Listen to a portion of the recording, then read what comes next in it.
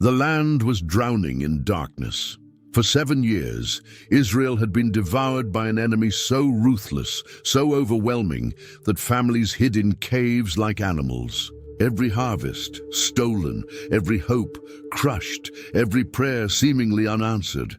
The people cried out to God, but the heavens were silent. Then in the darkest hour, when all seemed lost, God spoke, but not to a king, not to a priest, not to a warrior. He spoke to a terrified man hiding in a winepress, trembling with fear. Mighty warrior, the angel called him, a cruel joke it seemed.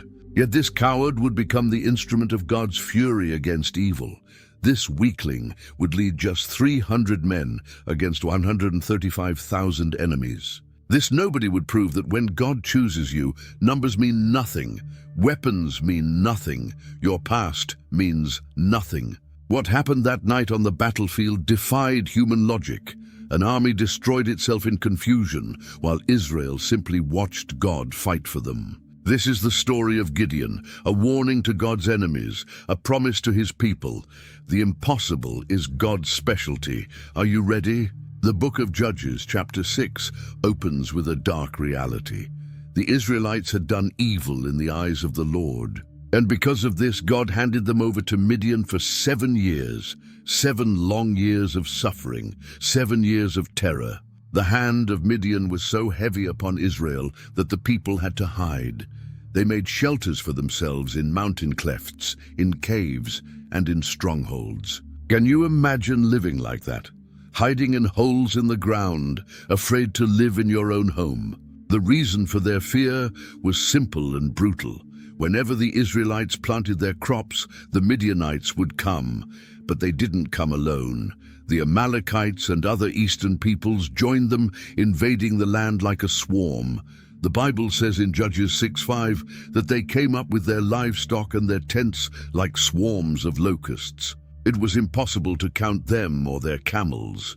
They invaded the land to ravage it. Everything the Israelites worked for, gone. Every seed they planted, every crop they grew, every animal they raised, the enemy took it all. Midian stripped Israel bare. They left no food for Israel, neither sheep nor cattle nor donkeys. These invaders would camp on the land and destroy the crops all the way to Gaza.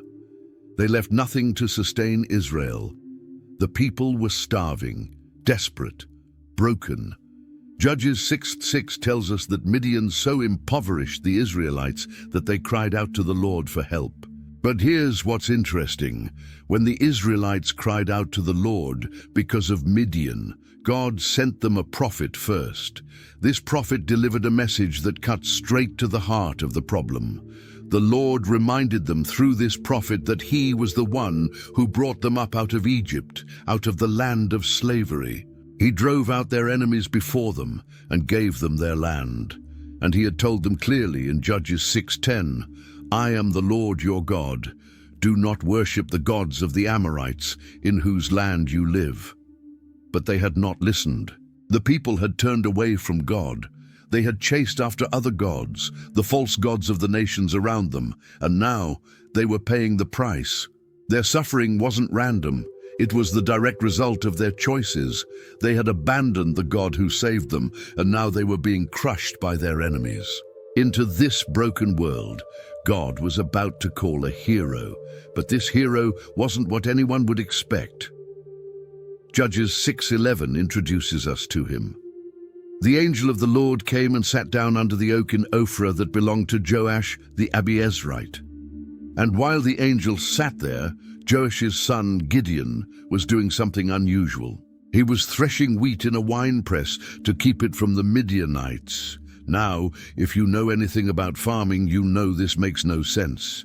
Threshing wheat was normally done on a hilltop, out in the open, where the wind could blow through and separate the wheat from the chaff. You'd throw it up in the air, and the wind would carry away the useless parts while the good grain fell back down. It was an outdoor job that required space and wind. But Gideon wasn't on a hilltop. He was hiding in a winepress. A winepress was a pit dug into the ground, where people would crush grapes with their feet to make wine. It was low, enclosed, hidden. There was no wind down there. Threshing wheat in a winepress was hard, awkward, and inefficient. But Gideon had no choice. If he threshed his wheat out in the open like normal, the Midianites would see him.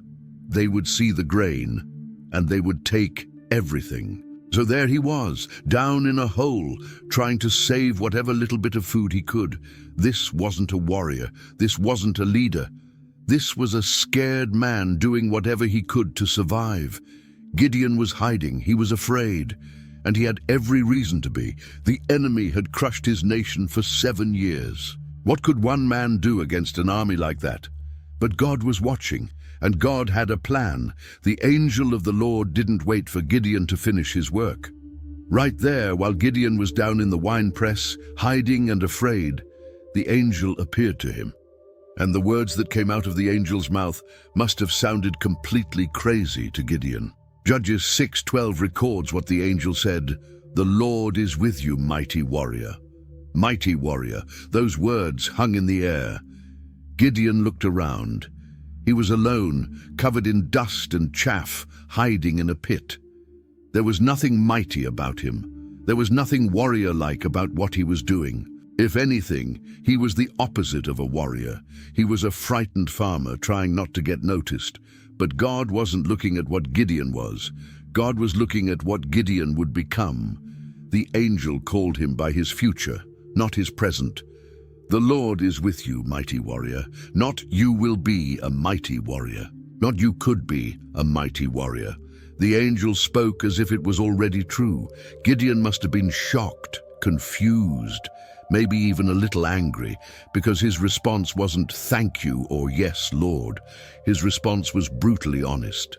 Judges 6:13 shows us exactly what Gideon said. "Pardon me, my Lord, but if the Lord is with us, why has all this happened to us?" There it was. The question that had been eating at him, the question that probably kept him up at night. If God is with us, where is he? Gideon continued, "Where are all his wonders that our ancestors told us about when they said, 'Did not the Lord bring us up out of Egypt?' But now the Lord has abandoned us and given us into the hand of Midian."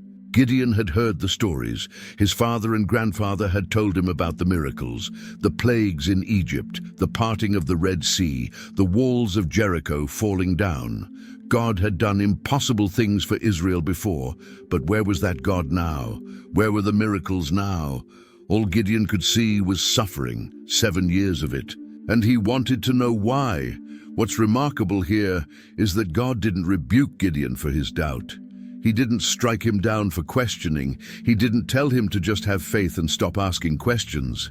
Instead, the conversation continued. Gideon's honesty, his raw struggle with faith, was met with patience. Gideon wasn't trying to be rebellious. He was wrestling with real pain. His nation was starving. His people were hiding in caves. Everything they had heard about God's power seemed like ancient history, like fairy tales that didn't match the brutal reality of their present. And Gideon said what so many people feel, but are afraid to say out loud. If God is with us, why does it feel like he's abandoned us? This is the heart of real faith. It's not pretending everything is fine when it's not. It's not faking confidence you don't have.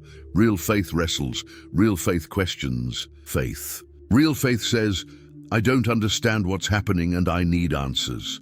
And God can handle that. In fact, God respects that more than empty words and fake smiles. Gideon stood there in that winepress, covered in dust, staring at this angel, and he didn't back down.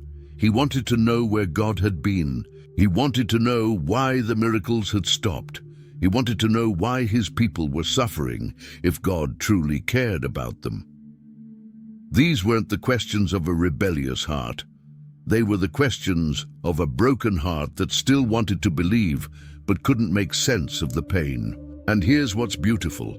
God was about to show Gideon that he hadn't abandoned Israel at all. He was about to turn this doubting, frightened farmer into the answer to his own question. The miracles hadn't stopped. A new one was about to begin, and Gideon was going to be right in the middle of it. Then something shifted. The Lord turned to Gideon, and the words that followed changed everything. Judges 6:14 says, "The Lord turned to him and said, 'Go in the strength you have and save Israel out of Midian's hand. Am I not sending you?'" Go, save Israel. Am I not sending you? It wasn't a suggestion. It wasn't a possibility to consider. It was a command. God was commissioning Gideon right there, right in that moment, to be the deliverer of an entire nation. The man hiding in a winepress was being told to stand up and save his people from the army that had crushed them for 7 years. And Gideon's response, exactly what you'd expect from someone who knows themselves. He protested immediately. Judges 6:15 records his words, "Pardon me, my lord, but how can I save Israel? My clan is the weakest in Manasseh, and I am the least in my family." Look at what Gideon said. He didn't just say, "I'm weak." He said his entire clan was the weakest. In the tribe of Manasseh, his family was at the bottom. They had no power, no influence, no military strength. They were nobodies. And even within his own weak family, Gideon saw himself as the least, the youngest or the smallest or the least important. He was the least of the least in a family of nobodies from a weak clan. From a human perspective, Gideon was absolutely right.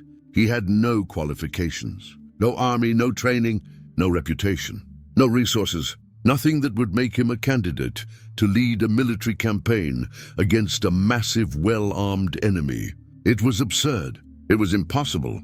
And Gideon knew it, but that's exactly why God chose him. God wasn't looking for human strength. He wasn't looking for military experience or political connections. He wasn't looking for someone who could do it on their own. Because if someone could do it on their own, they wouldn't need God.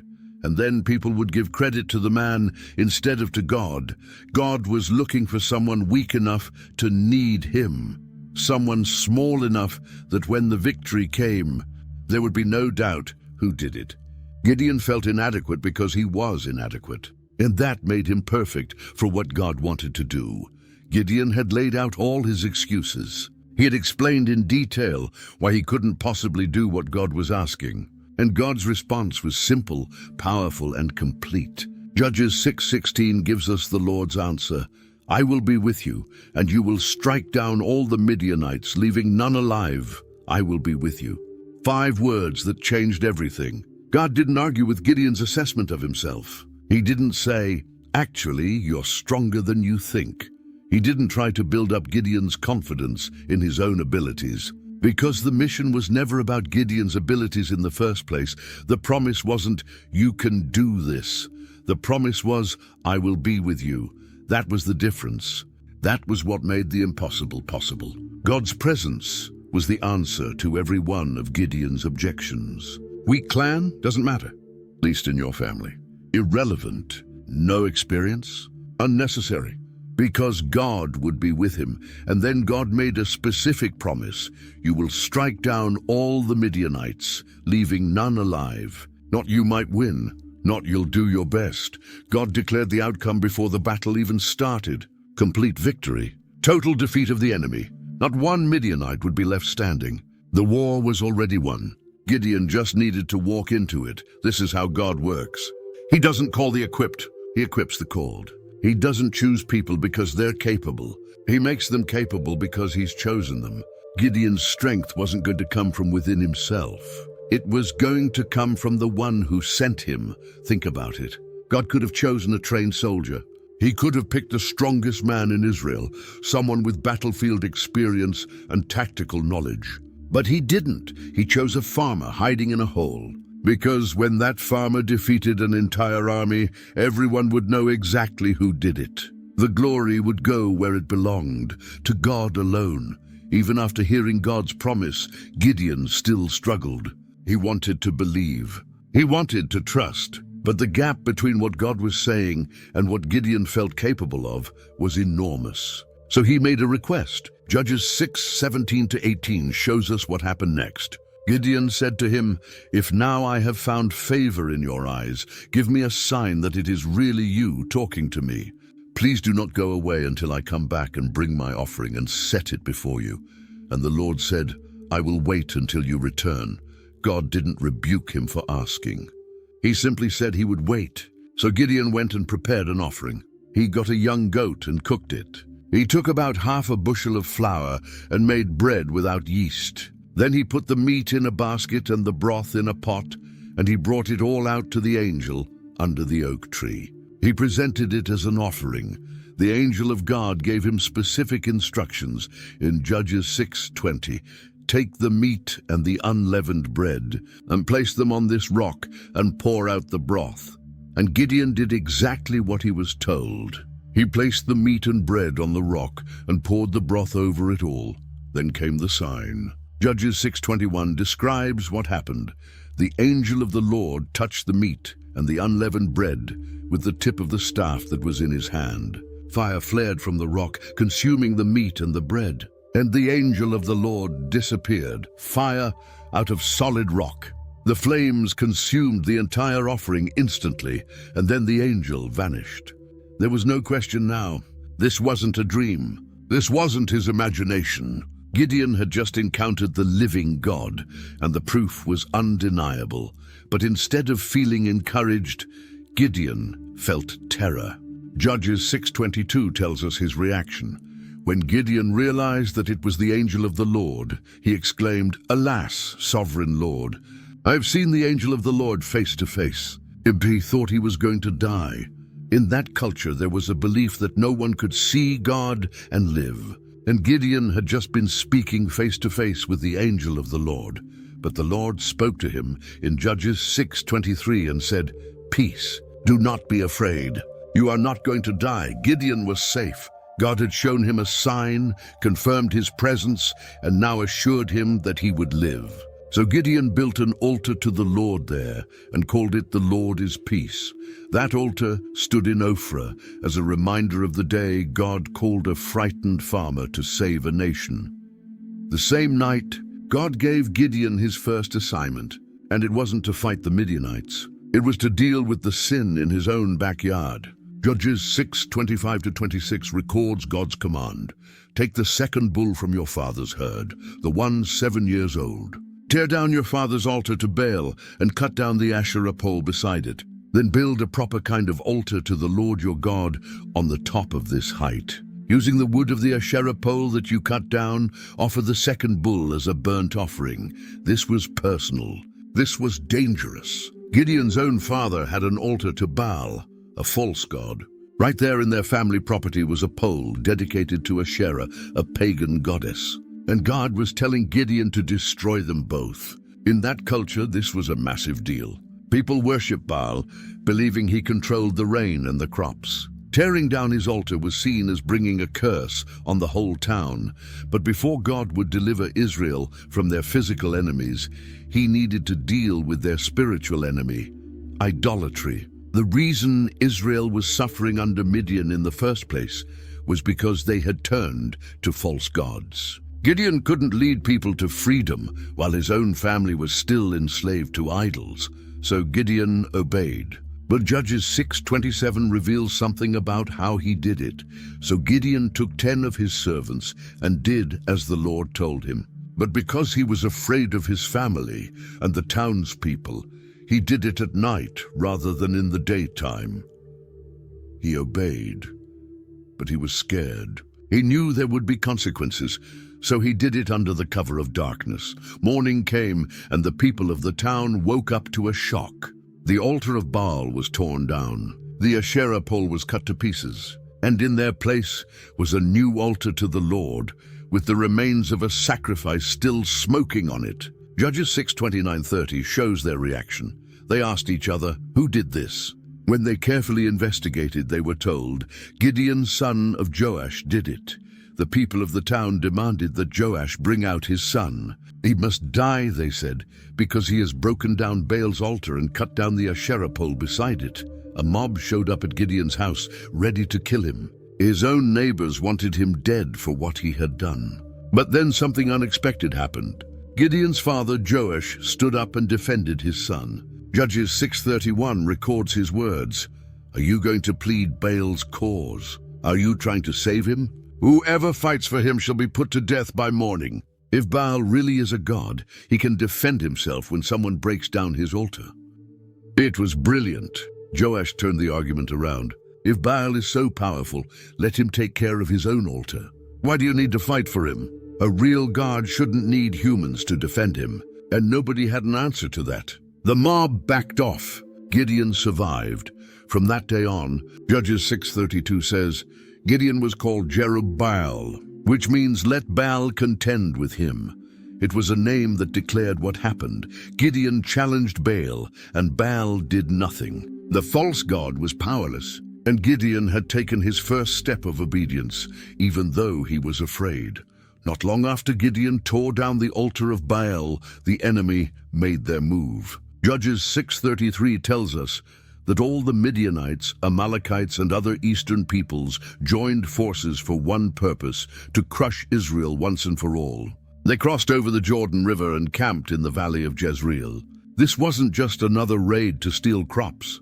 This was different. This was a full military invasion. The enemy had assembled their forces, and they were positioned for total conquest. The valley of Jezreel was a strategic location, a wide, fertile plain that served as a major battleground throughout Israel's history. The enemy chose it deliberately. They spread out across the valley, setting up camp with their tents, their livestock, and their weapons. From the hills above, anyone looking down would have seen a sea of enemy soldiers covering the ground. It must have been a terrifying sight for any Israelite who witnessed it, but something remarkable happened in response to this threat. Something had changed in Gideon. The man who had been hiding in a winepress just days before was about to become a leader of men. Judges 6:34 gives us the key to this transformation. The Spirit of the Lord came on Gideon. This wasn't just a feeling. This wasn't just confidence or determination. The actual Spirit of God descended upon him and empowered him for what was coming. When God's Spirit came on people in the Old Testament, it meant they were being equipped with supernatural ability for a specific task. And immediately, Gideon acted. He blew a trumpet. In ancient Israel, the trumpet blast was a call to war. It was the sound that summoned men to battle. When that trumpet sounded, it echoed through the hills and valleys, carrying a message: it's time to fight. The Abiezrites, Gideon's own clan, were called to arms. These were his relatives, his neighbors, the people who had known him his whole life. They knew he was the least in his family. They knew he had no military training. But when that trumpet sounded and the Spirit of God was on him, they responded. They rallied to him, but Gideon didn't stop with his own clan. He sent messengers throughout the entire tribe of Manasseh. Runners went from town to town, village to village, carrying the message, Gideon is calling you to war. Come and fight. And they came. Men who had been hiding in caves just weeks before. Men who had been too afraid to farm their own fields now picked up whatever weapons they could find and joined Gideon. The messengers went even further. They crossed tribal boundaries and went into Asher, Zebulun, and Naphtali. These were separate tribes with their own leaders and territories, but the message reached them too. Judges 6:35 tells us that these tribes also went up to meet them. Warriors from across northern Israel converged on Gideon's position. An army was forming. From nothing, from a man who had been threshing wheat in secret, God was building a fighting force. Think about what this means. Just days earlier, Israel had been completely paralyzed by fear. They couldn't even harvest their own crops without hiding. They had no hope, no plan, no leader. But now, because the Spirit of God came on one man, thousands were rising up. The people who had cried out to God for deliverance were now standing up to fight for their freedom. And the reluctant farmer who had questioned God was now leading them. The transformation was complete. Gideon was no longer hiding. He was stepping into his calling. But even with an army gathering behind him, even with the Spirit of the Lord upon him, Gideon still wrestled with doubt. The weight of responsibility pressed down on his shoulders. He was about to lead thousands of men into battle against an enemy that had terrorized Israel for 7 years. These weren't just soldiers to him. They were fathers, sons, brothers. If he made the wrong decision, people would die. What if he misunderstood God's call? What if this ended in disaster? So Gideon came to God with a request that revealed the struggle in his heart. Judges 6:36-37 records his words. Gideon said to God, "If you will save Israel by my hand as you have promised, look, I will place a wool fleece on the threshing floor. If there is dew only on the fleece and all the ground is dry, then I will know that you will save Israel by my hand, as you said." This wasn't arrogance. This wasn't Gideon trying to manipulate God or command him to perform. This was desperation. This was a man who needed absolute certainty before he led people into a battle that could end in massacre. He had heard God's voice. He had seen the fire consume the offering on the rock. He had felt the Spirit come upon him. But fear has a way of making you question everything. And Gideon needed one more confirmation. So he took a fleece of wool, probably a sheep's skin with the wool still on it, and laid it out on the threshing floor that evening. The request was specific and impossible by natural means. Dew falls on everything equally. It settles on the ground, on plants, on anything exposed to the night air. But Gideon asked for the opposite. Let the dew fall only on this fleece, and let everything around it stay completely dry. Night passed. The air grew cool. Dew began to form as moisture condensed in the dropping temperature. And morning came. Judges 6:38 tells us that Gideon rose early the next day. He went to check the fleece, his heart probably pounding in his chest. Would God answer? Would there be a sign? He reached down and touched the fleece. It was soaked, heavy with water. He picked it up and squeezed it, and Judges 6:38 says he wrung out the dew, a bowlful of water. Not just damp, not just moist. So wet that when he squeezed it, enough water poured out to fill a bowl. This was no light morning dew. This was saturation, and the ground around it. Gideon looked at the dirt, the stones, everything surrounding the fleece. Bone dry, not a drop of moisture anywhere. The dew had fallen only on the fleece, exactly as he had asked. It was physically impossible by natural means, but God had done it. The sign was clear. The promise was confirmed. God would indeed save Israel through Gideon's hand. You would think that would settle it. You would think Gideon would be satisfied now and ready to move forward with full confidence. But fear has deep roots, and doubt can whisper even after miracles. Gideon had his sign, but the battle still loomed ahead, and one more question nagged at his mind. What if the fleece just happened to collect dew naturally? What if this was a coincidence? Gideon knew he was pushing it. He knew that asking for another sign might provoke God's anger. After all, God had already given him multiple confirmations. The angel had appeared. Fire had consumed the offering. The Spirit had come upon him. And now the fleece test had worked exactly as requested. How many signs does one person need? But Gideon couldn't shake the fear. The responsibility was too great. The stakes were too high. So he came back to God, and you can hear the nervousness in his voice. Judges 6:39 records his words. Then Gideon said to God, "Do not be angry with me. Let me make just one more request. Allow me one more test with the fleece, but this time make the fleece dry and let the ground be covered with dew." He was asking for the reverse, the opposite miracle. This time, let the dew avoid the fleece entirely and fall only on the ground around it. If the first test seemed impossible, this one was even more so. Dew doesn't discriminate. It doesn't skip over certain objects and land only on others. It settles on everything exposed to the night air. But Gideon needed to eliminate any possibility of coincidence. He needed to know beyond any shadow of doubt that God was orchestrating these signs. Notice Gideon's approach. He didn't demand. He didn't command. He asked permission. Do not be angry with me. He knew he was testing God's patience, but he also knew his own weakness. And here's what's beautiful about this moment. God didn't rebuke him.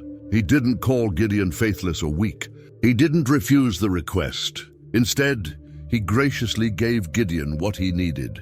That night, Gideon placed the fleece out again. He went to sleep probably restless, wondering if God would answer this second test. The air cooled. Dew began to form, and morning came again. Judges 6:40 tells us the result. That night, God did so. Only the fleece was dry. All the ground was covered with dew. Gideon went out and checked. The grass around the fleece was wet. The dirt was damp. Everything surrounding that fleece glistened with moisture. He could see the dew on the ground in every direction. But when he touched the fleece itself, completely dry, not even slightly damp, the wool had repelled the dew entirely, or more accurately, God had prevented the dew from touching it. The miracle was undeniable. Two opposite signs, two impossible results. God had bent the natural order twice to confirm his promise to a doubting man. And now Gideon had no more room for excuses, no more reasons to question, no more tests to request. God had proven himself with patience and grace. The promise was absolutely certain. God would save Israel through Gideon's hand. Gideon's faith was still imperfect. It was still shaky. But God had met him exactly where he was. He didn't demand perfect faith before he would work. He gave confirmation to weak faith so it could grow stronger. And now, with both fleece tests complete, it was time to move forward. The army was gathered. The enemy was positioned. And God was ready to show his power. Early the next morning, Gideon and all his men broke camp and moved out. Judges 7:1 tells us that Jerubbaal, that's Gideon's other name, and all his men camped at the spring of Harod. This was a water source on the slopes of Mount Gilboa, giving them high ground and fresh water. It was a good strategic position. From there, they could look down into the valley and see the enemy, and what a sight it must have been. The camp of Midian lay north of them, in the valley near the hill of Moreh. Tents stretched across the plain. Camels and livestock covered the ground. Soldiers moved about by the thousands. The enemy was massive, but at least Gideon had an army of his own now. Judges 7:1 doesn't tell us the number yet, but we learn it in the next verse. 32,000 men had answered Gideon's call and gathered to fight. 32,000 soldiers. That's a real army. Not as large as the enemy forces certainly, but substantial. Enough to mount a serious attack. Enough to have a fighting chance. Gideon must have looked at his troops and felt a measure of confidence. They were outnumbered, yes, but they weren't helpless. With 32,000 men and God's promise, maybe they could actually pull this off. And then God spoke, and the words that came from the Lord must have felt like the ground dropping out from under Gideon's feet. Judges 7:2 records what the Lord said, "You have too many men. I cannot deliver Midian into their hands, or Israel would boast against me. My own strength has saved me." Too many men. Gideon had to process those words. Too many. They were already outnumbered. The enemy had more soldiers than could be counted, and God was saying Gideon's army was too large. It made no sense from a military perspective. Every commander wants more troops, not fewer. But God's perspective was completely different. God explained his reasoning right there in the same verse. If Israel won this battle with 32,000 men, they would take credit for the victory. They would tell the story for generations. We gathered our forces, we fought bravely, and we won. They would attribute the victory to their own strength, their own courage, their own strategy. And God wasn't going to allow that. This battle had a purpose beyond just defeating Midian. It was meant to demonstrate clearly and undeniably that God alone saves his people. The victory needed to be so impossible by human standards that there could be no other explanation except divine intervention. When it was over, no one could say, "We did it." They would have to say, "God did it." The glory had to go to the right place. And for that to happen, the army needed to be dramatically, shockingly smaller. This was about to become a lesson in faith that Israel would never forget. God was about to prove that he doesn't need large armies or superior weapons or tactical advantages. He can work with nothing. He can take the weakest, smallest force and accomplish the impossible. Because the battle has never been about human strength. It's always been about God's power working through willing vessels. God gave Gideon the first instruction for reducing his army, and it was surprisingly merciful. Judges 7:3 records what the Lord said. "Now announce to the army, anyone who trembles with fear may turn back and leave Mount Gilead." This was an open invitation. No judgment, no shame. If you're afraid, you can go home. And let's be honest, who wouldn't be afraid? They were facing an army described as thick as locusts. These were the same Midianites who had terrorized Israel for 7 years, who had stolen their food, destroyed their livelihood, and forced them to hide in caves. Anyone with sense would be afraid of them, but God gave them permission to leave. Actually, he told Gideon to announce it publicly. Stand up in front of the entire army and say, "If you're scared, you can go. No one will stop you. No one will call you a coward.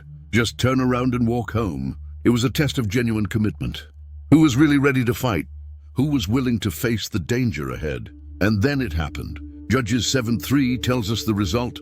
So 22,000 men left, while 10,000 remained. 22,000 men.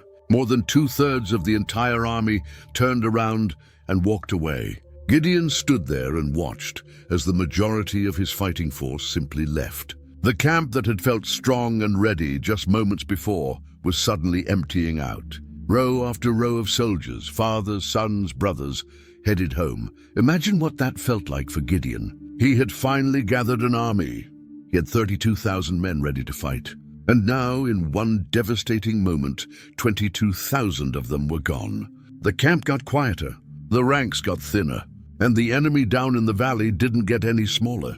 They were still there in massive numbers, and now Gideon had just lost more than half his army, but 10,000 remained. 10,000 men who weren't too afraid to fight. These were the ones willing to face the danger, willing to trust that God would give them victory even against impossible odds. Surely this was the final number.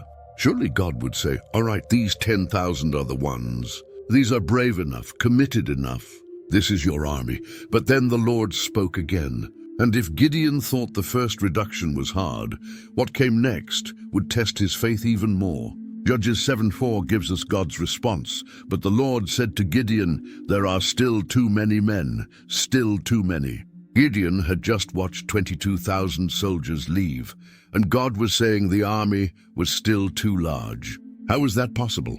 How small did this force need to be? But God wasn't finished. He had another test, another way to reduce the numbers. And this one would be even stranger than the first. God gave Gideon specific instructions for the next phase of reduction. Judges 7:4-5 explains what would happen.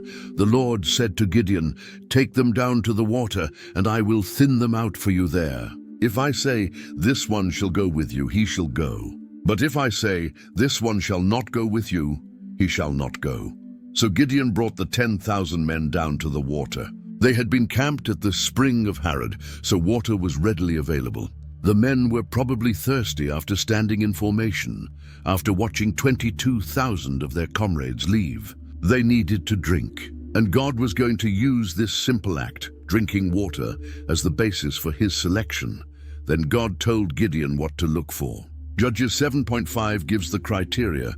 Separate those who lap the water with their tongues, as a dog laps from those who kneel down to drink. That was it. That was the test. Watch how they drink water. Some would kneel down and put their faces to the water. Others would bring the water up to their mouths with their hands and lap it quickly. Based on this one action, God would determine who stayed and who went home. This had to be confusing for Gideon. What did drinking style have to do with fighting ability?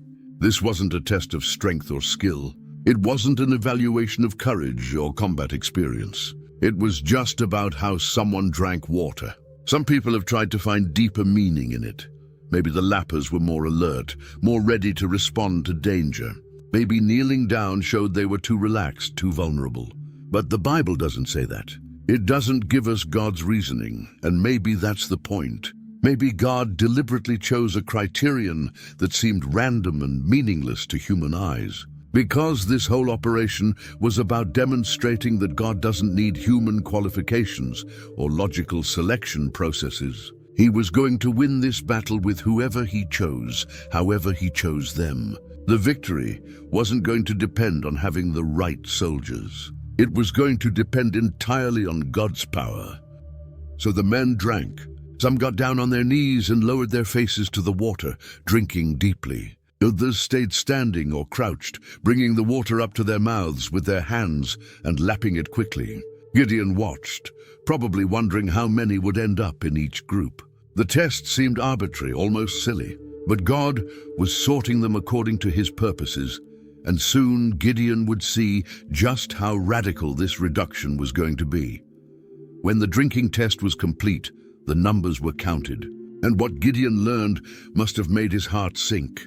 Judges 7.6 gives us the results.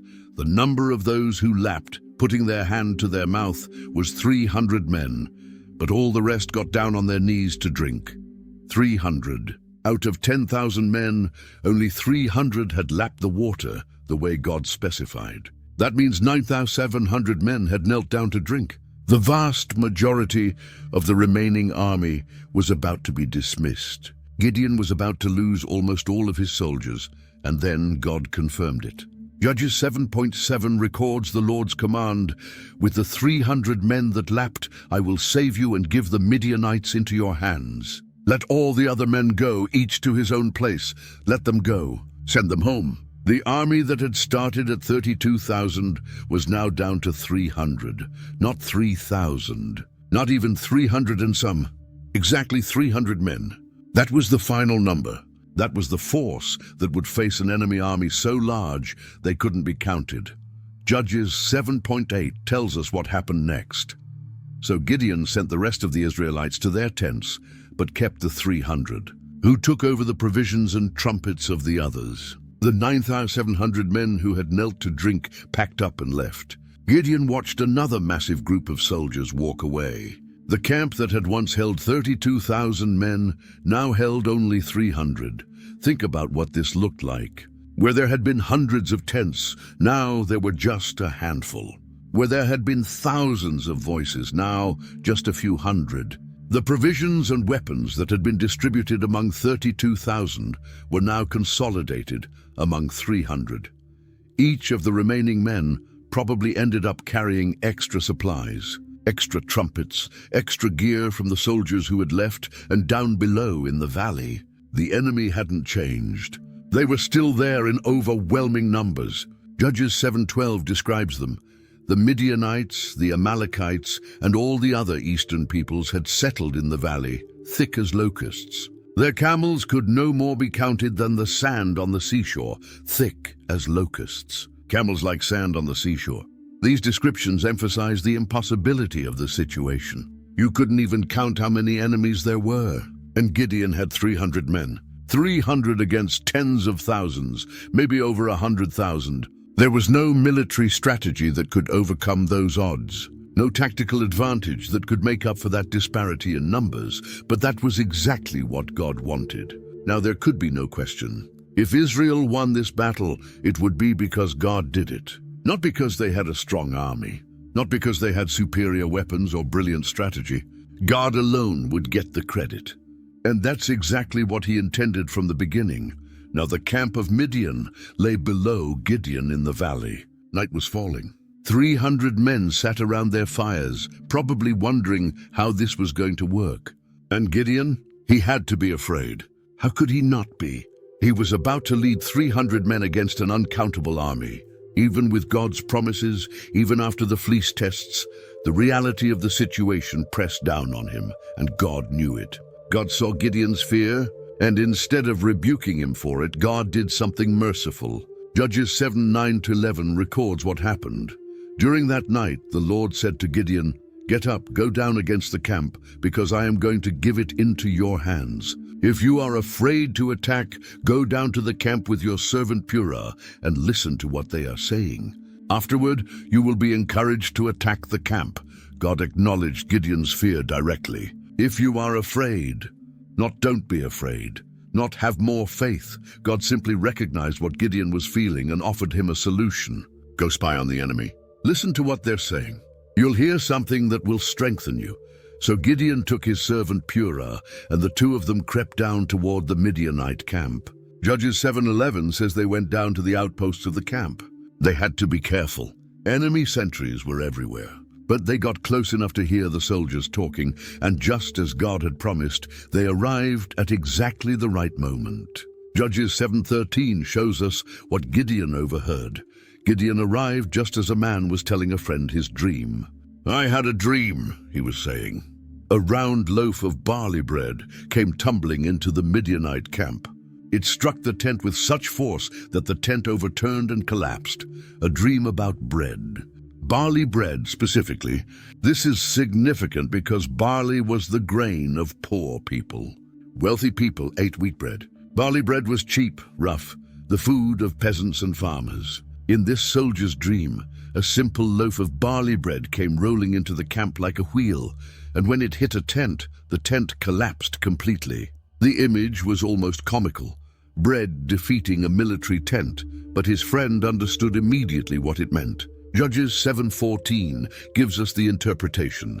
His friend responded, "This can be nothing other than the sword of Gideon, son of Joash, the Israelite. God has given the Midianites and the whole camp into his hands, the sword of Gideon." The enemy knew his name. They knew he was coming, and they were afraid. This massive army that had terrorized Israel for 7 years was having nightmares about Gideon. The barley loaf represented Israel, poor, weak, insignificant by human standards. But in this soldier's dream, that barley loaf destroyed them, and his friend interpreted it correctly.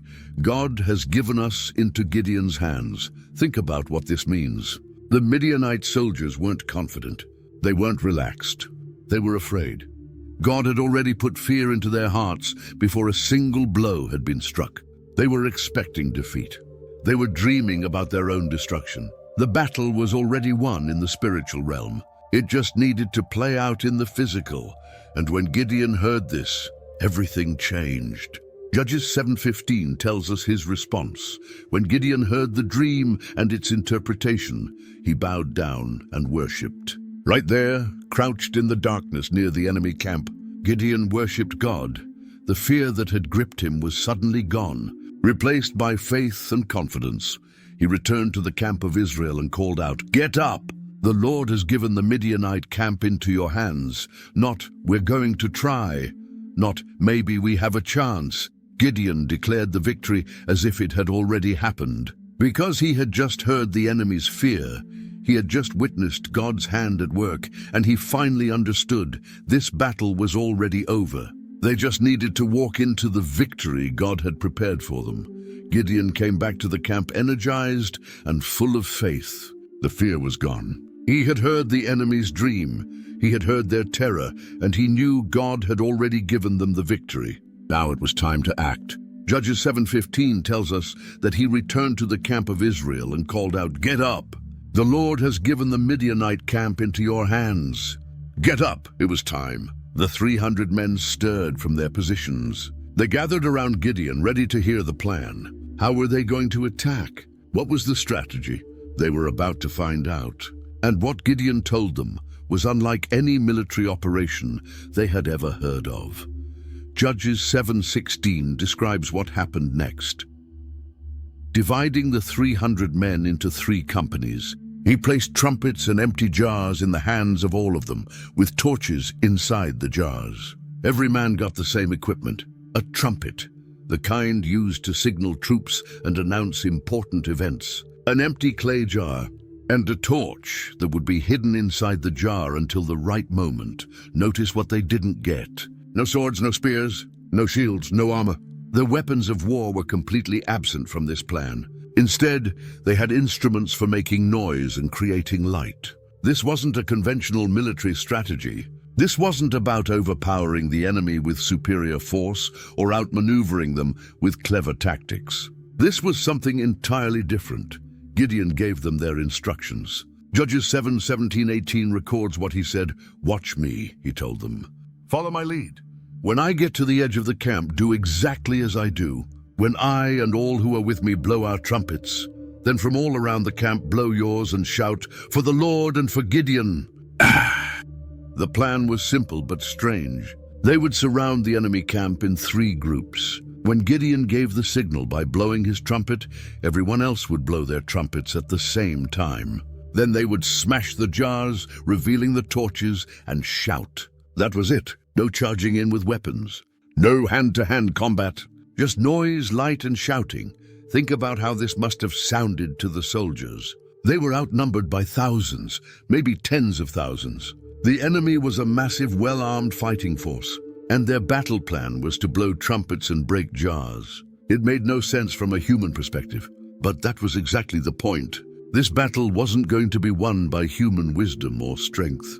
God was going to do something that defied all military logic, and the 300 men needed to trust him completely, so they prepared. Each man checked his trumpet, his jar, his torch. They divided into 3 companies of 100 men each, and as darkness deepened over the valley, they moved into position. The Midianite camp lay below them, vast and seemingly invincible. But God had already put fear in the hearts of those soldiers. The victory was already assured. Now Gideon and his men just needed to walk into it. Timing was critical. Gideon waited for the right moment. Judges 7:19 tells us exactly when they struck. Gideon and the 100 men with him reached the edge of the camp at the beginning of the middle watch. Just after they had changed the guard, the night was divided into 3 watches, periods when different groups of soldiers would stand guard while others slept. The middle watch was the second shift, roughly between 10 p.m. and 2 a.m. Gideon chose the moment right after the guards had changed. The new guards would be fresh but not yet fully alert. The soldiers who had been on duty would be heading to their tents to sleep. It was a moment of transition, a moment of vulnerability. Gideon and his 100 men crept to the edge of the camp in the darkness. The other 2 companies were in position on the other sides, waiting for the signal. The camp was quiet except for the normal sounds of soldiers at rest, murmured conversations, the movement of animals, the crackling of fires dying down. The Midianites had no idea what was about to happen. Then Gideon gave the signal. Judges 7:19-20 describes the moment. They blew their trumpets and broke the jars that were in their hands. The 3 companies blew the trumpets and smashed the jars. Grasping the torches in their left hands and holding in their right hands the trumpets they were to blow, they shouted, "A sword for the Lord and for Gideon!" The sound was explosive. 100 trumpets blaring from Gideon's position, then another 100 from the second company, then another 100 from the third. 300 trumpets sounding all at once from 3 different directions, surrounding the camp. The blast echoed through the valley, shattering the silence of the night, and then the crash of breaking pottery. 300 clay jars smashed simultaneously. The sound of shattering ceramic mixed with the trumpet blasts, creating a cacophony of noise that seemed to come from everywhere at once. Suddenly, torches flared to life all around the camp. 300 flames appeared in the darkness, spread out in a wide circle. To the Midianites waking up in confusion, it must have looked like they were surrounded by a massive army. Who carries just 1 torch? Armies carry torches. And if there were 300 torches visible, how many soldiers must be out there in the darkness behind them? And then came the battle cry. 300 voices shouting in unison, "A sword for the Lord and for Gideon." The Hebrew is even more powerful. Cherev ladonai ul Gideon. A sword for the Lord and for Gideon. The shout declared whose battle this was and who was leading it, but notice something important. Judges 7:21 tells us what the 300 men did next. While each man held his position around the camp, all the Midianites ran, crying out as they fled. The Israelites didn't charge. They didn't attack. They just stood there. They held their positions, holding their torches and trumpets, maintaining the illusion of a massive surrounding force. They didn't need to fight. God was about to do something that no human army could accomplish. The Midianite camp erupted in panic. Soldiers jolted awake, disoriented and terrified. Trumpet blasts from all directions, breaking pottery, torches everywhere, shouting. It was sensory overload, and in the darkness they couldn't see what was really happening. They couldn't count the attackers. They couldn't assess the threat. All they knew was they were surrounded and under attack. And then God moved. Judges 7:22 tells us what happened.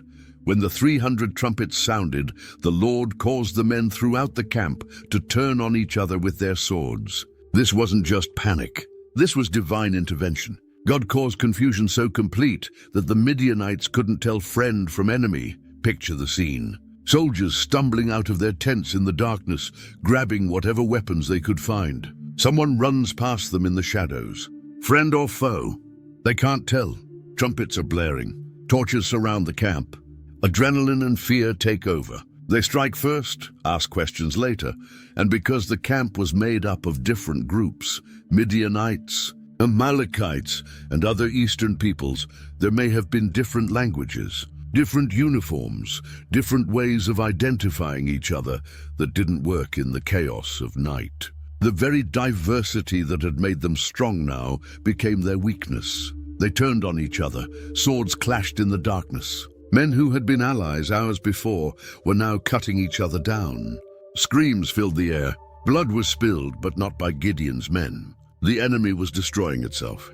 The Lord was fighting for Israel, and he didn't need the 300 men to lift a single weapon. All they had to do was make noise and hold their positions. The panic spread like wildfire through the camp. What started in one area quickly infected the whole army. Judges 7:22 continues. The army fled to Beth-shittah towards Zerera as far as the border of Abel-Meholah near Tabbath. These are locations that trace the route of their retreat. They ran in every direction, desperate to escape the chaos, but the confusion followed them. Everywhere they turned, there was danger from each other. This was supernatural. This was God demonstrating his power in a way that left no room for doubt. Israel's army hadn't overpowered the Midianites. They hadn't outmaneuvered them. They had simply obeyed God's strange instructions, and God had thrown the enemy into confusion so complete that they destroyed themselves. The victory belonged entirely to the Lord, just as he had planned from the beginning. The enemy was running, but the battle wasn't over. Now was the time to pursue them and make sure they couldn't regroup and return. Judges 7:23 tells us what happened next. Israelites from Naphtali, Asher, and all Manasseh were called out, and they pursued the Midianites. Remember, Gideon had sent home all but 300 men. Those soldiers had gone back to their tents, probably disappointed that they wouldn't be part of the battle. But now Gideon called them back. The initial strike had been accomplished with just 300, proving that God didn't need a large army. But now that the enemy was in full retreat, more men could join the pursuit without taking any glory from God's miraculous intervention. The men who had been sent home now had a chance to participate in the victory. They grabbed their weapons and joined the chase. The Midianites were scattered, disorganized, fleeing in terror. This was the time to press the advantage and make sure the enemy was completely defeated. But Gideon did something even more strategic. Judges 7:24 describes his next move. Gideon sent messengers throughout the hill country of Ephraim, saying, "Come down against the Midianites and seize the waters of the Jordan ahead of them as far as Beth-barah." The Jordan River was the escape route. If the Midianites could cross the Jordan, they could retreat back to their homeland and potentially regroup for another invasion later. Gideon needed to cut off that escape route. The tribe of Ephraim responded. So all the men of Ephraim were called out, and they seized the waters of the Jordan as far as Beth-barah. This was a critical strategic move. The Ephraimites positioned themselves at the crossing points of the Jordan River, creating a blockade. Now the fleeing Midianites were trapped. They were being pursued from behind by Gideon and the northern tribes, and their escape route ahead was blocked by Ephraim. The victory that had started with 300 men making noise in the darkness was now expanding into a national triumph. Tribes from across Israel were joining together to finish what God had started. The enemy that had oppressed them for 7 years was now being crushed from multiple directions. Men who had been hiding in caves just weeks before were now hunting down the invaders who had terrorized them. This is how God often works. He does the impossible part, the part that only He can do, and then He invites His people to participate in the victory. The 300 men couldn't have defeated the Midianites by human effort, so God confused the enemy and made them destroy themselves. But once that miraculous intervention happened, more Israelites could join in pursuing and capturing the fleeing army. God gets the glory for the victory, but His people get to experience the joy of being part of it. As the pursuit continued, the Israelites achieved a major victory. They captured the enemy's leadership. Judges 7:25 tells us what happened. They also captured 2 of the Midianite leaders, Oreb and Zeb. These weren't just ordinary soldiers. These were commanders, leaders who had been part of the oppression of Israel for 7 years. Their names meant raven and wolf, fitting names for men who had preyed on Israel like predators. The Israelites killed Oreb at the rock of Oreb. They killed Zeb at the winepress of Zeb. It's significant that the locations were named after these events. The rock where Oreb died became known as the Rock of Oreb. The winepress where Zeb was killed became the winepress of Zeb. These places became memorials, permanent reminders of God's deliverance. Future generations would pass by these locations and remember the day God saved Israel through Gideon. There's also a beautiful irony in Zeb being killed at a winepress. Remember where this whole story started? Gideon was threshing wheat in a winepress, hiding from the Midianites in fear.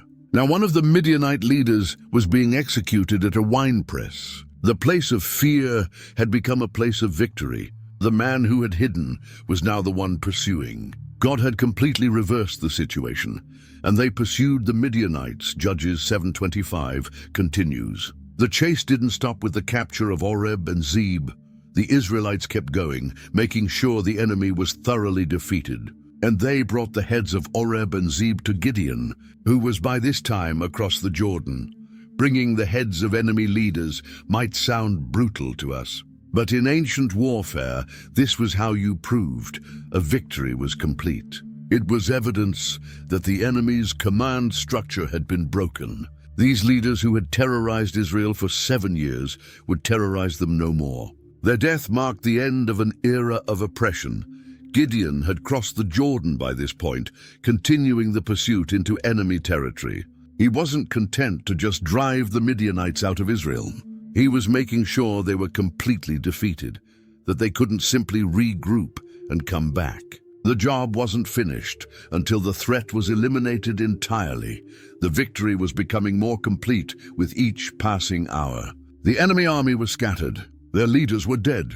The Israelites, who had been victims for 7 years, were now the victors. And all of it traced back to that moment when God called a frightened farmer hiding in a winepress and said, "I will be with you." But not everyone was happy. Even in the midst of this great victory, there was conflict. Judges 8:1 shows us what happened. Now the Ephraimites asked Gideon, "Why have you treated us like this? Why didn't you call us when you went to fight Midian?" And they challenged him vigorously. The Ephraimites were angry. They felt insulted, left out. Ephraim was one of the most powerful and influential tribes in Israel. They had a strong sense of pride in their position. And Gideon had gone to battle without inviting them from the start. He had called on Naphtali, Asher, Zebulun, and his own tribe of Manasseh, but Ephraim wasn't included in the initial call to arms. Yes, Gideon had called them later to cut off the Midianites at the Jordan. Yes, they had participated in the victory and even captured Oreb and Zeb, but their pride was wounded. They wanted to have been there from the beginning. They wanted to be treated as the important tribe they believed themselves to be. This could have turned into a major problem. The Ephraimites were challenging Gideon vigorously. The Hebrew suggests they were confronting him harshly, maybe even threatening conflict. This was a dangerous moment. Israel had just won a great victory, but now they were on the verge of internal fighting. Unity could shatter right when it was most needed, but Gideon responded with remarkable wisdom. Judges 8:2-3 records his answer, but he answered them, "What have I accomplished compared to you? Aren't the gleanings of Ephraim's grapes better than the full grape harvest of Abiezer? God gave Oreb and Zeb, the Midianite leaders, into your hands. What was I able to do compared to you?" This was brilliant. Gideon deflected their anger with humility and praise. He used a farming metaphor they would understand. Abiezer was his own clan, and he compared his clan's full harvest to Ephraim's gleanings, the leftover grapes picked after the main harvest. He was saying, "Even your leftovers are better than our best." Then he pointed out what really mattered. Ephraim had captured and killed Oreb and Zeb, the Midianite leaders. That was a huge accomplishment. Gideon gave them credit for the most significant captures of the entire battle. He made them feel valued and honored, even though they had come in later, and it worked. Judges 8:3 tells us the result. At this, their resentment against him subsided. The gentle answer turned away their wrath. The crisis was averted. Ephraim's pride was satisfied, and the unity of Israel remained intact. Gideon had shown that he wasn't just a military leader. He was wise in dealing with people, skilled in navigating conflict without creating more problems. This moment reveals something important about Gideon's character. He could have responded with pride, reminding them that God had chosen him, that he was the one who led the 300, that the victory was his. But he didn't. He chose humility and wisdom instead. He gave credit where it would do the most good and avoided a fight that would have damaged Israel from within. But the battle still wasn't over. The main Midianite army had been defeated, but the kings had escaped. Judges 8:4 tells us what happened next. Gideon and his 300 men, exhausted yet keeping up the pursuit, came to the Jordan and crossed it. These men had been awake all night. They had blown trumpets, held torches, pursued a fleeing enemy, and now they were crossing the Jordan River to continue the chase. They were exhausted, but they didn't stop. The mission wasn't complete. Gideon knew that as long as the Midianite kings were alive and free, the threat wasn't truly eliminated. Kings could rally troops, could organize another invasion. So despite their exhaustion, Gideon and his 300 pressed on. They were hunting Zebah and Zalmunna, the two kings of Midian. They came to the town of Sukkoth, and Gideon asked for help. Judges 8:5 records his request. He said to the men of Sukkoth, "Give my troops some bread. They are worn out, and I am still pursuing Zebah and Zalmunna, the kings of Midian." His men needed food. They were running on empty, and Sukkoth was an Israelite town. These were fellow Israelites who should have supported the pursuit of their common enemy. But the officials of Sukkoth refused. Judges 8:6 shows their response. But the officials of Sukkoth said, "Do you already have the hands of Zebah and Zalmunna in your possession? Why should we give bread to your troops?" They mocked him. They questioned whether he would actually succeed in capturing the kings. They weren't willing to help unless the victory was already complete and certain. Gideon didn't have time to argue. He moved on to the next town, Peniel, and made the same request. But Judges 8:8 tells us they answered as Sukkoth had. Same refusal, same lack of support. Two Israelite towns refusing to help their own people in pursuing the enemy. It was disgraceful, but Gideon promised he would deal with them later. To Sukkoth he said in Judges 8:7, "Just for that, when the Lord has given Zebah and Zalmunna into my hand, I will tear your flesh with desert thorns and briars." To Peniel he said in Judges 8:9, "When I return in triumph, I will tear down this tower." The refusal to help would have consequences. But first, the mission. Judges 8:10 tells us where the Midianite kings were. Now Zebah and Zalmunna were in Karkor with a force of about 15,000 men, all that were left of the armies of the eastern peoples. 120,000 swordsmen had fallen. Out of a massive army of 135,000, only 15,000 remained. The rest had been killed in the confusion of that night or in the pursuit that followed. But 15,000 was still a significant force, and they were regrouping under their kings. Gideon approached by an unexpected route. Judges 8:11 says, "Gideon went up by the route of the nomads east of Nobah and Jogbehar and attacked the unsuspecting army." The element of surprise again. The Midianites thought they were safe, thought they had escaped. But Gideon came at them from a direction they didn't expect, and the result was total victory. Judges 8:12 records, "Zebah and Zalmunna, the two kings of Midian, fled, but he pursued them and captured them, routing their entire army. The last remnant of the Midianite force was destroyed. The kings who had led the oppression of Israel for 7 years were now prisoners. And Gideon returned from the battle by the pass of Heres," Judges 8:13 tells us. The pursuit was over. The victory was complete, But the story wasn't finished yet. Judges 8:18-19 reveals something personal. Then he asked Zebah and Zalmunna, "What kind of men did you kill at Tabor?" "Men like you," they answered, "each one with the bearing of a prince." Gideon replied, "Those were my brothers, the sons of my own mother. As surely as the Lord lives, if you had spared their lives, I would not kill you." This was personal. Zebah and Zalmunna had killed Gideon's own brothers at some point during the 7 years of oppression.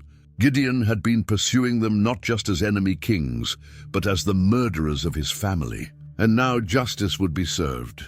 Judges 8:21 tells us the end. So Gideon stepped forward and killed them. The kings who had terrorized Israel and murdered Gideon's brothers were executed. Justice was done. The threat was eliminated completely.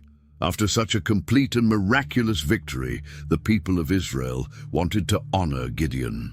Judges 8:22 records their request. The Israelites said to Gideon, "Rule over us, you, your son, and your grandson, because you have saved us from the hand of Midian." They wanted to make him king. They wanted to establish a dynasty with him and his descendants ruling over Israel for generations. This was a pivotal moment. Israel didn't have a king at this time. They were meant to be a theocracy, a nation ruled directly by God through judges he raised up as needed. But the people wanted a human king, someone visible they could follow, and Gideon seemed like the perfect choice. He had led them to victory. He had proven himself as a military leader and a wise diplomat, but Gideon gave them the right answer. Judges 8:23 shows his response. But Gideon told them, "I will not rule over you, nor will my son rule over you. The Lord will rule over you." He refused the crown. He refused to establish a dynasty. He pointed the people back to God. The Lord was their king. The Lord had given them the victory. Gideon wasn't going to take that place.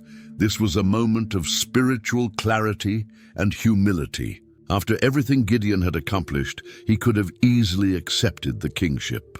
He could have taken the glory for himself, but he didn't. He gave the glory to God where it belonged. He recognized that he was just a servant, an instrument God had used. The rule belonged to the Lord alone, but then Gideon made a terrible mistake. Judges 8:24-27 tells us what happened next, and he said, "I do have one request, that each of you give me an earring from your share of the plunder." It was the custom of the Ishmaelites to wear gold earrings. They answered, "We'll be glad to give them." So they spread out a garment, and each of them threw a ring from his plunder onto it. The weight of the gold rings he asked for came to 1,700 shekels, not counting the ornaments. The pendants and the purple garments worn by the kings of Midian, or the chains that were on their camels' necks. 1,700 shekels of gold was about 43 pounds, a massive amount of wealth. And what did Gideon do with it? Judges 8:27 continues, Gideon made the gold into an ephod, which he placed in Ophrah, his town. All Israel prostituted themselves by worshipping it there, and it became a snare to Gideon and his family. An ephod was a priestly garment, something the high priest wore when serving in the tabernacle. But Gideon made one out of gold and set it up in his hometown. Maybe he intended it as a memorial to God's victory. Maybe he wanted something to commemorate what God had done. But whatever his intention, the result was disaster. The people started worshipping it. They treated it like an idol. Instead of going to the tabernacle where God had told them to worship, they went to Ophrah to see Gideon's golden ephod. It became a substitute for true worship, a snare that pulled people away from God, and it affected Gideon's own family. The Bible says it became a snare to Gideon and his family, the man who had torn down his father's altar to Baal, who had refused to be made king, who had given glory to God for the victory, now created something that led Israel into false worship. It's a tragic end to a heroic story.